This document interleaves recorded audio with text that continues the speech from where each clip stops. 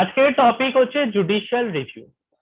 এর আর একটা নাম আছে নিউ রাইটস এন্ড রেমিডিস হিসাবে রাখা হয়, এটাও হতে পারে, বা কম্পেনসেশন জুরিসপ্রুডেন্স এই হিসাবেও এটা ডাকা হতে পারে। তো যেটাই আসুক না কেন একটাই আনসার। তো এখানে বলছে emergence of the compensatory jurisprudence indicating that judiciary has undertaken the task of protecting the right to life of and personal liberty of all the person irrespective of the absence of any express constitutional provision and of judicial precedent. Emergence of compensatory jurisprudence indicating that compensatory jurisprudence এটা indicate করছে যে judiciary has undertaken the task of protect. Judiciary always right to life K protect করে, personal liberty টাকে protect করে, সমস্ত পার্সনের, সেখানে কোনো ভেদভাব ভেদ কিছু থাকে না। India International covenants on human rights are radical. India recognized these rights under Part 3 of the Constitution, providing remedies for the enforcement of such rights. India কি করেছে? India কিছু রাইটস কে স্বীকৃতি দিয়েছে, যেটা যে সমস্ত রাইটস যেটা তোমার পার্ট 3 তে বলা আছে, যে সমস্ত রাইট তোমাকে কম্পেনসেশন প্রোভাইড করবে, remedies for enforcement of rights such rights. অর্থাৎ রাইটস গুলো তোমার ফান্ডামেন্টাল রাইটস যদি ভায়োলেট হয় বা তাহলে যে রেমিডিসটা প্রোভাইড করবে সেটাও পার্ট 3 তে বলা আছে কোন আর্টিকেলে। The compensation jurisprudence introduced by Supreme Court of India. Compensation jurisprudence mainly Supreme Court deal করে থাকে। By invoking power under Article 32 gained tremendous importance in recent time. তাহলে বর্তমানে আর্টিকেল 32 টাকে ইউজ করে সুপ্রিম কোর্ট এই পাওয়ারটাকে ডিল করে থাকে যে 32 এর আন্ডারে তুমি চাইলে তোমার ফান্ডামেন্টাল রাইট যদি ভায়োলেট হয় তাহলে তুমি আর্টিকেল 32 ইউজ করতে পারো, যেটা সুপ্রিম কোর্টে একমাত্র হয়। এবার তোমার মনে কোশ্চেন আসতে পারে, স্যার শুধুমাত্র কি সুপ্রিম কোর্টেই হবে? তাহলে নরমাল মানুষ কোথায় যাবে?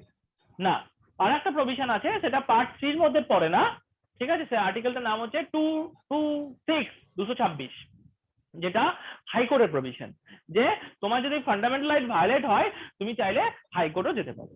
তাহলে শুধুমাত্র সুপ্রিম কোর্ট এবং হাইকোর্ট গেলে তবেই তুমি তোমার মানে বলতে গেলে তোমার যে ফান্ডামেন্টাল রাইট ভায়োলেট হয়েছে যেটার এগেইনস্টে তুমি বলতে পারো যে এবং আমার ফান্ডামেন্টাল রাইট ভায়োলেট হয়েছে এর জন্য আমি কম্পেনসেশন চাই, সেটা কোথায় বলতে পারবে? সুপ্রিম কোর্টে গিয়ে বলতে পারবে, যেটা আর্টিকেল 32 এর আন্ডারে, আর হাইকোর্ট গিয়ে বলতে পারবে, যেটা হচ্ছে আর্টিকেল 226 এর আন্ডারে। Next, Article 32 of the Constitution of India deals with the remedies. আচ্ছা, এই যে আর্টিকেল 32 যেটা আমি এখন পড়াবো এটা কিন্তু হুবহু যেমন লেখা আছে তোমাকে তেমনই লিখতে হবে। তো article 32 of the Constitution of India deals with the remedies for the enforcement of the fundamental rights, for enforcement of the rights conferred by this part. আচ্ছা, দেখো লেখা আছে right to move to the Supreme Court by the appropriate proceedings for the enforcement of the right conferred by this part is guaranteed. অর্থাৎ supreme court যাওয়ার যে রাইটটা, যে তোমার fundamental right violet আছে তুমি সুপ্রিম কোর্ট যেতে পারো, এই যে রাইটটা সেটা কিন্তু গ্যারান্টেড আছে। আজকে বললো আছে, কাল বলবে আসা যাবে না, সেরকম কিন্তু হবে না। তোমায় যখন বলেছে যাওয়া যাবে তো যাওয়া যাবে। Supreme court shall have the power to issue the directions, order, rate. Supreme কোর্টের কিছু পাওয়ার আছে, সে ডাইরেকশন দিতে পারে, অর্ডার দিতে পারে, রেট ইস্যু করতে পারে, including the rate in the nature of habeas corpus, mandamus, prohibition, কোয়ারেন্টো, certificate. এই যে তোমার বলতে গেলে যে রিট গুলোর কথা এখানে বলেছে, হেভিয়াস কর্পাস হতে পারে, ম্যান্ডামাস, প্রহিবিশন, কোয়ারেন্টো, সার্টিফিকেট, এই রিট গুলোর কথা বলা আছে। এই রিট গুলো কে ইউজ করে? সুপ্রিম কোর্ট ইউজ করে। কেন না? রিট ইউজ করতে পারে, অর্ডার দিতে পারে, ডাইরেকশন দিতে পারে, whichever may be appropriate, যেটা ভালো মনে হবে, for the enforcement of the right conferred by this part. একটা ফান্ডামেন্টাল রাইট কে এনফোর্স করার জন্য যেটা সুপ্রিম কোর্টের ভালো মনে হবে সেই রিটটাকে ইউজ করে সুপ্রিম কোর্ট তার ডাইরেকশন দিতে পারে, without prejudice to the power conferred on the supreme Court by clause 1, clause 2। আচ্ছা, তো without prejudice to the power clause 1, clause 2 তে যাই বলা থাক, পার্লামেন্টের কিন্তু পাওয়ার আছে। Parliament may by law empower any other court to exercise within the limits of the local jurisdiction all or any of the power exercisable by the supreme court under clause 2। পার্লামেন্টের কিন্তু power আছে, parliament চাইলে যে কোনো কোর্টকে পাওয়ার প্রদান করতে পারে, এম্পাওয়ার করতে পারে, যে সে কোর্ট তার নিজের জুরিডিকশনের মধ্যে থেকে সে বিচার করবে। Rights guaranteed by this article shall not be suspended except as otherwise provided by the Constitution of India. যে সমস্ত রাইটস এর কথা এখানে বলা আছে, ঠিক আছে, সেই রাইটস গুলো বলতে গেলে গ্যারেন্ট মানে সাসপেন্ডেড হয় না। ইনগ্রেডিয়েন্টস তোমার করতে পারো, অসুবিধা নেই, একই জিনিস। Article 32 entrusts the implementing power of the Supreme Court, the highest court of country. Article 32 কি আছে, একটা পাওয়ার, আর্টিকেল 32 কি করেছে, এন্ট্রান্স করেছে, কি এন্ট্রান্স করেছে যে implementing power of the supreme Court, Supreme কোর্টকে পাওয়ার দিয়েছে। সুপ্রিম কোর্টটা কি, কোর্ট আমাদের কান্ট্রির সবথেকে highest court. if the fundamental right is violated, যদি ফান্ডামেন্টাল রাইট ভায়োলেট হয় বাই দ্য স্টেট দ্বারা, যদি ফান্ডামেন্টাল রাইট ভায়োলেট হয়, তো সেক্ষেত্রে অ্যাগ্রি পার্টি মানে যে sufferer party, say can move the supreme court for the enforcement of the right. যে অ্যাগ্রি পার্টি সে অবশ্যই সুপ্রিম কোর্টে যেতে পারে তার ফান্ডামেন্টাল রাইটসটাকে পাওয়ার জন্য। Supreme Court is empowered to issue the writs, including the writ in the nature of habeas corpus, mandamus, prohibition, querento, certiorari. Supreme কোর্টকে empower করা আছে, যে কে করেছে, পার্লামেন্ট করেছে, ঠিক আছে। এই রিট গুলো সুপ্রিম কোর্ট চাইলে ইউজ করতে পারে যখন যেটা মনে হবে। যেমন ধরো আমি একটা এক্সাম্পল দিচ্ছি, কারো যদি ধরো পার্সোনাল লিবার্টি মানে ব্যক্তিগত স্বাধীনতা যদি কারোর ভায়োলেট হয়, তাহলে বলতে গেলে এই যে হিবিয়াস কর্পাস পিটিশন সে ফাইল করতে পারে।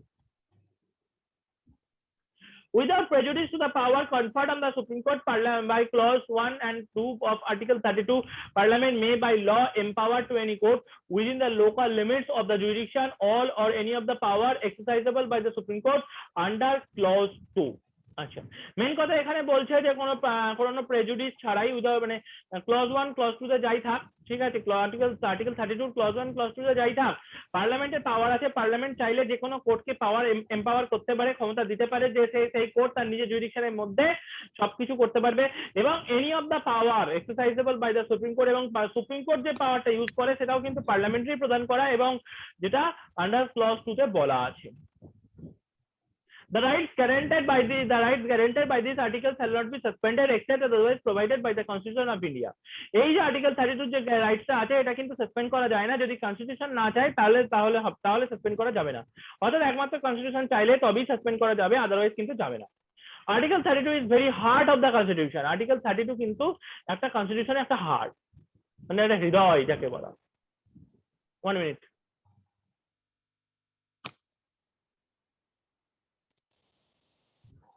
হ্যাঁ, নেক্সট আর্টিকেল হচ্ছে article 226 of the Constitution of India, empower the High Court to issue certain writs notwithstanding anything in Article 32. Article 32 তে যাই বলা থাক, every High Court shall have the power, প্রত্যেকটা high কোর্টের পাওয়ার আছে, throughout the territory of India, প্রত্যেকটা high কোর্টের পাওয়ার আছে, throughout the territories, India নয়, throughout the territories, কারণ হাইকোর্ট তো প্রত্যেকটা রাজ্যে থাকে, তো তার পাওয়ার ইনক্লুডিং তার রাজ্যের মধ্যেই সীমাবদ্ধ। তো throughout the territory in relation to which it exercises the jurisdiction to issue any persons or authority, including in appropriate case any government within whose territories directions, order, writs, including the writ in the nature of habeas corpus, mandamus, prohibition, querento, certiorari, or any of them for the enforcement of the right conferred by part 3 and for any other purpose.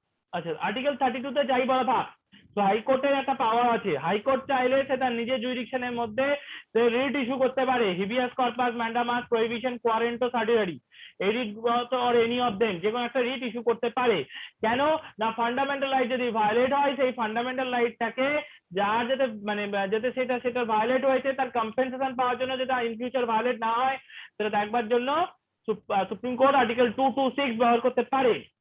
The power conferred by clause 1 to issue directions, order, writs to any government কে করতে পারে, authority কে issue করতে পারে, writ যে কোনো person কে করতে পারে, can be exercised by the high court exercising the jurisdiction in relation to the territories within which the cause of action arises, wholly or in part arises for the exercise of such power, notwithstanding that the seats of such government or authority or residence of such person is not within whose territories.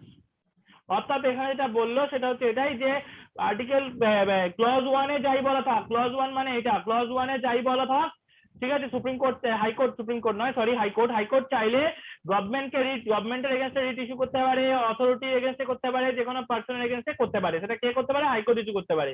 কেন করে? কারণ যাতে fundamental রাইটটা যে violet হয়েছে সেটা যাতে আর violet না হয়, এবং তার জন্য যা রেমিডিস পাওয়া উচিত সেই ব্যক্তিরা যেন সেটা পায়। এবার দেখো এখানে বলছে the power conferred on the high court by this article shall not in derogation power conferred on the supreme court by clause 2 article 32 power conferred on the high court অর্থাৎ বলতে গেলে হাইকোর্টের যে পাওয়ারটার কথা এখানে বলা আছে, ঠিক আছে, পাওয়ার কনফার্ড অন দা হাইকোর্টের যে পাওয়ারটার কথা এখানে বলা আছে শ্যাল নট ইন ডিরোগেশন, ঠিক আছে, অর্থাৎ হাইকোর্টের উপর যে পাওয়ারটা দেওয়া আছে, যে কনফার করা আছে, সেটা কে দিয়েছে? এই আর্টিকেল 226 দিয়েছে, ঠিক আছে। Shall not in derogation power conferred on the shall not in derogation the power conferred on the Supreme Court by clause 2 article 32 article হাইকোর্টকে যে পাওয়ার দেওয়া হয়েছে, যে আর্টিকেল এই যে আর্টিকেল 226 যে হাইকোর্টকে পাওয়ার দিয়েছে, তা বলে এই আর্টিকেল কখনোই সুপ্রিম কোর্টের আর্টিকেল 32 পাওয়ারকে না কমিয়ে দেয় না বা ডিরোগেট করে দেয় না। এটা হচ্ছে আর্টিকেল 226। এবার আমরা কেস দেখবো। কেসে দেখো লেখা আছে P&O steam navigation company versus secretary of the state. এখানে কি বলছে দেখো, লিখছে এটা the first leading case on defence sovereign immunity in India. এটা একটা প্রথম লিডিং কেস। এখানে আমি কেসটা নরমালি বলে দিচ্ছি তোমাকে। একটা প্লেন্টিফের একজন সার্ভেন্ট, যে একটা বলতে গেলে গভর্নমেন্ট ডকইয়ার্ডে কাজ করছিল। প্লেন্টিফের একজন সার্ভেন্ট, ভুল বললাম, সরি, প্লেন্টিফের একজন সার্ভেন্ট, ঠিক আছে, তার কাছে একটা গাড়ি ছিল, মানে ঘোড়ার গাড়ি যাকে বলে, ঠিক আছে, ঘোড়ার গাড়ি ছিল প্লেন্টিফের একজন সার্ভেন্ট। এখানে প্লেন্টিফ বলতে সামথিং এইটা ইস্ট ইন্ডিয়া কোম্পানির সময়কার কেস। তো তার কাছে একটা ঘোড়ার গাড়ি ছিল, ঘোড়ার গাড়িটা চালিয়ে যখন আসছিল গভর্নমেন্ট ডকইয়ার্ডের পাশ দিয়ে, তো গভর্নমেন্ট ডকইয়ার্ডের একদম টপের ওপরে একটা মানে একজন মজুর কি কাজ করছিল ওখানে, এবং একটা পিস অফ আয়রন ওপর থেকে নিচে পড়ে যায়, ঠিক আছে, দিয়ে কি হয়, ঘোড়াগুলো ইনজিওর হয়। তখন ওই P&O স্টিম নেভিগেশন কোম্পানি কি করেছিল, গভর্নমেন্টের কাছে মামলা ফাইল করেছিল হাইকোর্টে।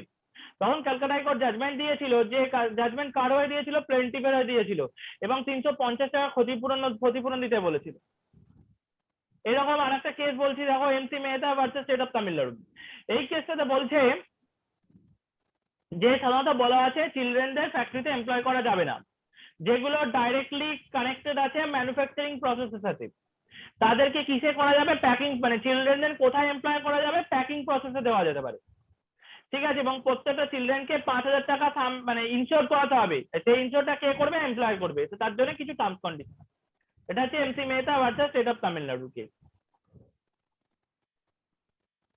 এবার একটা কেস বলি, রুদুল সাহ ভার্সেস স্টেট অফ বিহার। এই কেসটাতে বলছে কোর্ট কি করেছিল, 30,000 টাকা কম্পেনসেশন দিয়েছিল। কাকে দিয়েছিল? পিটিশনারকে দিয়েছিল। কেন? কারণ তাকে 14টা বছর বিনা কারণে, মানে মানে কি বলবো, মানে মানে irresponsible conduct of state authorities এর জন্য বিনা কারণে তাকে জেলের মধ্যে পড়তে হয়েছে। কোনো সে দোষী নয়। পরবর্তীকালে সে যখন ছাড়া পেলো, তখন তাকে 30,000 টাকা কম্পেনসেশন দিয়েছিল। Bhim Singh versus state of Jammu Kashmir. Jammu কাশ্মীরের এখানে একজন এমএলএ কে পুলিশ আটকে দিয়েছিল, যে তাকে বিধানসভায় ঢুকতে দেবে না, ঠিক আছে, বিধানসভায় ঢুকতে দেবে না। তখন সুপ্রিম কোর্ট তাকে 50,000 টাকা ক্ষতিপূরণ দেওয়ার জন্য বলেছিল। State of Rajasthan versus Vidyapati. এই কেসটা হচ্ছে একটা জিপ, একটা জিপ ছিল স্টেট অফ রাজস্থানে কোন একটা অফিসিয়ালের একটা জিপ ছিল। সে জিপটাকে মেরামত করে নিয়ে ফিরছিল। যে জিপটা চালাচ্ছিল তার ভুলের জন্য দুজন পথচারী, পেডেস্ট্রিয়ান যাকে বলা হয়, দুজন পথচারীকে ধাক্কা মেরেছিল। তার মধ্যে একজন তো সঙ্গে সঙ্গে মারা গেছিল, একজন ইনজিওর্ড হয়েছিল। যে ইনজিওর্ড হয়েছিল সে মামলা ফাইল করেছিল স্টেট অফ রাজস্থানের এগেনস্টে, মানে রাজস্থানকে তো দিয়েই ছিল, প্লাস ড্রাইভারের এগেনস্টে মামলা ফাইল করেছিল, ঠিক আছে। কিন্তু এখানে সুপ্রিম কোর্ট বলেছে স্টেট তো অবশ্যই দায়বদ্ধ, তার সাথে ড্রাইভারও দায়বদ্ধ। ড্রাইভার নেগলেক্ট করেছে, তার জন্য সে সাজা পাবে। আর স্টেটের যেহেতু সে কর্মচারী, তার জন্য সে কম্পেনসেশন দিতে হবে। এই হচ্ছে তোমার মানে কম্পেনসেশন জুরিসপ্রুডেন্স বা জুডিশিয়াল রিভিউ।